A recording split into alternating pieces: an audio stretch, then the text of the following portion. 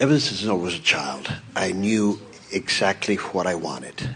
And everything that I went after, I achieved. Actually, I had written a whole list of everything that I wanted, and I found that list like 25 years later, and I had achieved everything on that list. Because when you ask, it is given. Then, my dreams turned into a nightmare. And what I had done was just build a cage of gold that I was basically a slave to. My profession that I had always loved so much had turned into pain and suffering, just having to go in and see the people. And I'm a physician, I'm a psychiatrist. At that point, I made myself deathly ill, and I had a near-death experience. I sold my institute, I stopped practicing, I got divorced. I basically destroyed everything that I had worked all my life to gain. That has been going on now for 5 years. I have been paralyzed and done nothing. Well, we would like to give you a different spin on all of this, because we would not say that you destroyed everything. We would say that you did your best to take a path of less resistance. And the reason that we refuse to say that you destroyed everything is because that list you made when you were a child, and that every day continually amending of that list, whether you knew you were doing it or not. In other words, we love that list that you made because we want you to understand that whether you actually sit down and write a list, which you then later find, or not, you are constantly exuding desires to the universe. Every moment in time, as you are having these contrasting experiences, you are sending out rockets of desire. And the universe is receiving every one of them. And as each new experience causes you to amend it a little more, you've been adding to that list. In other words, that list that you found is hundreds of thousands of times more than you could ever extrapolate onto a piece of paper in words. In other words, what we're getting at is the universe has received this huge, never-ending, always amending list from you and is responding to it constantly. So, when you say, and 5 years ago I began the dismantling or the destroying of all of that, we want to say to you, you cannot, because you cannot take back from the universe your list of desires. It still stands intact. In fact, it is much, much more today than it was when you wrote it. And so the universe still knows what your list of desires are while they are amended. And the universe is still responding to that list. And all you have to do is get into the place where you're not resisting it. Now, we want to talk with you about that just a little bit, because you said that you had all of these desires and it was going along well, and then there became a point where instead of reaching for what you desired, you became bogged down in the mire of what was. In other words, can you feel at what point your day was less about what was becoming and what was joyfully evolving and became more about the discomfort of someone's moment? What began happening that caused you to think more thoughts that didn't feel good and fewer thoughts that did feel good?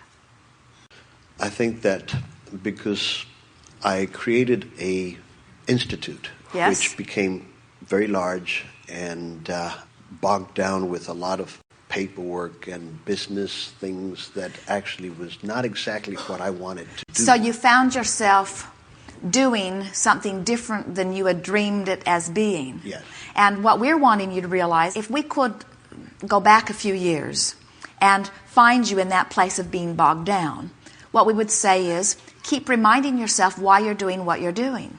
Keep reactivating the dream, which keeps you in vibrational harmony with the dream, and the universe will deliver to you whatever you need. So all of this paperwork begins to ensue, and all of this bureaucracy, and all of these people that are clamoring for more attention and more money and more recognition and more whatever they need, and you're feeling the tension of that. In that tension moment, you shoot out a rocket of desire that says, I need an administrator, I need somebody to handle the paperwork, I need somebody to deal with these things.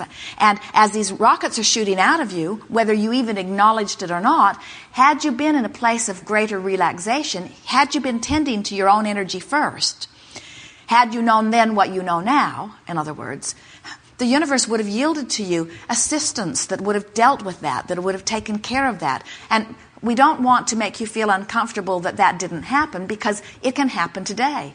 And we're not saying get your institute back. We're not saying bring your marriage back. What we're saying is from wherever you stand, your desires have been amended. The universe still knows who you are, still knows what you want, still is answering that. And as you relax, something magnificent will unfold. It will be revealed to you. But you can't use words like dilemma and tragedy and dismantled and destroyed and divorce. And you can't keep those vibrations active within you and get into this place of allowing.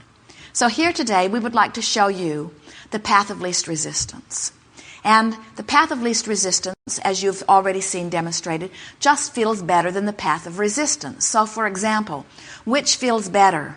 I destroyed my life of success that I had built, or I made a decision that gave me more breathing space.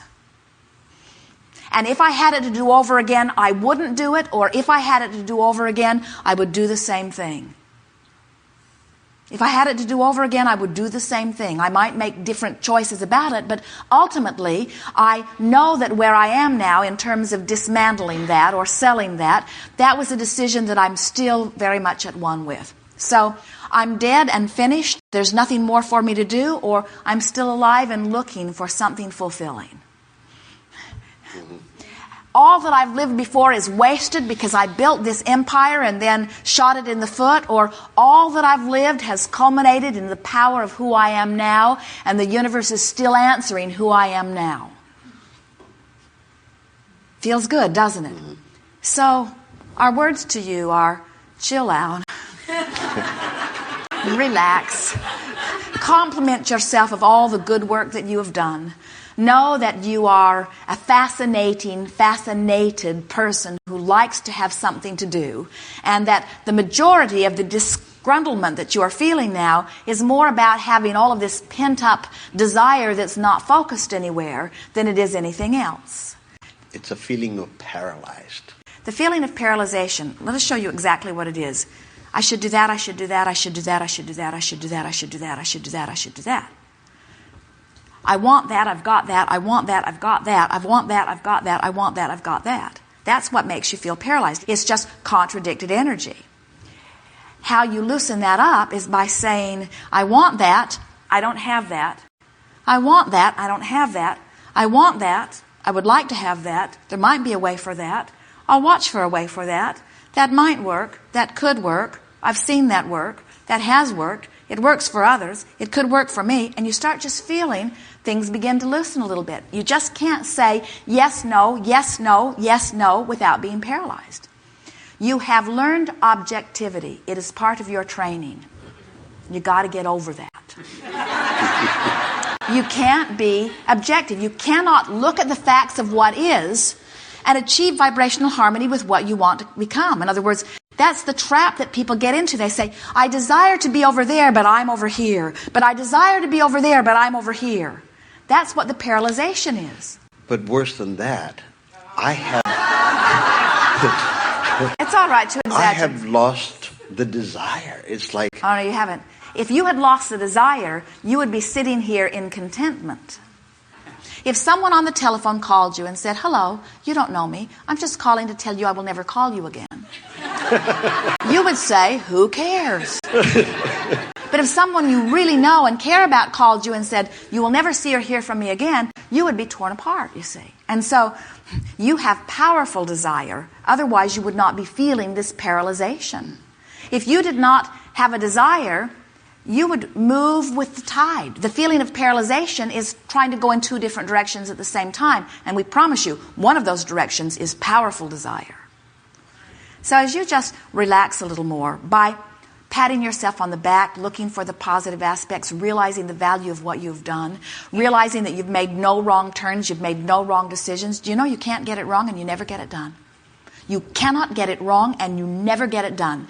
And the reason that you can't get it wrong is because you never get it done. Because you stand in this place that feels so wrong, it feels so terribly wrong, and out of it a rocket of desire shoots off. And source energy rides the rocket, and all you've got to do is look in the direction of the rocket. Think about the rocket. Pretend about the rocket. Find vibrational compliance with the rocket, and before you know it, you are moving in the direction of your new desire. That's why you can't get it wrong, because it is never done. There is desire that is pulsing within you that is greater than the desire that we've ever felt within you before. Your desire is stronger now than ever before.